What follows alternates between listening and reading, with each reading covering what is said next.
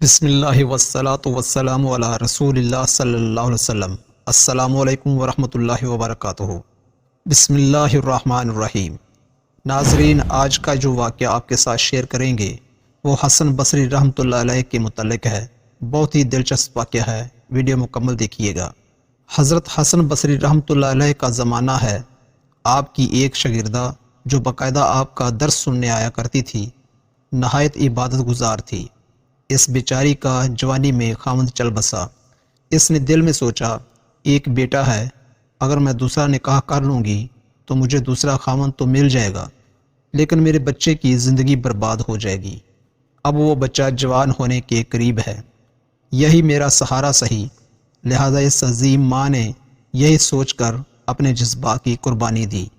وہ ماں گھر میں بچے کا پورا خیال رکھتی، لیکن جب وہ بچہ گھر سے باہر نکل جاتا تو ماں سے نگرانی نہ ہو پاتی۔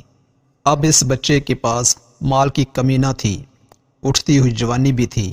یہ جوانی دیوانی مستانی ہو جاتی ہے، چنانچہ وہ بچہ بری صحبت میں گرفتار ہو گیا، شباب اور شراب کے کاموں میں مصروف ہو گیا۔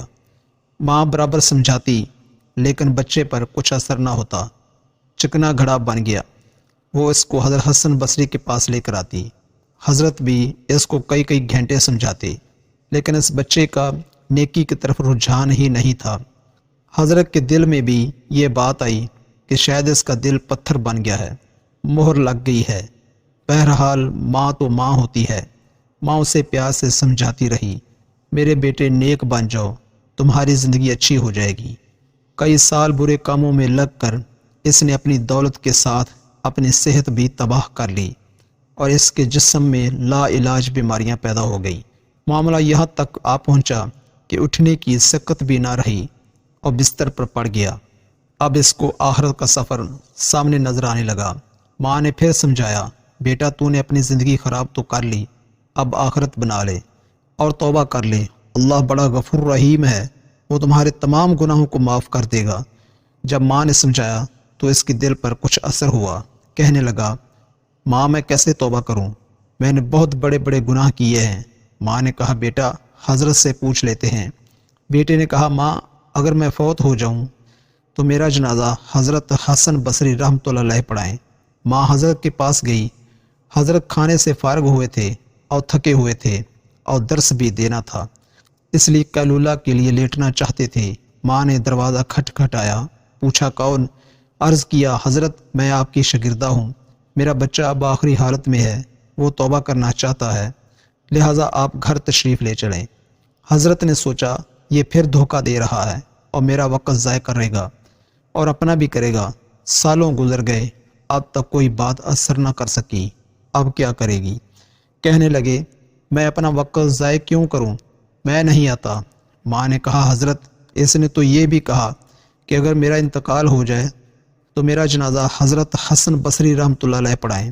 حضرت نے کہا، میں اس کے جنازہ کی نماز نہیں پڑھاؤں گا، اس نے تو کبھی نماز ہی نہیں پڑھی۔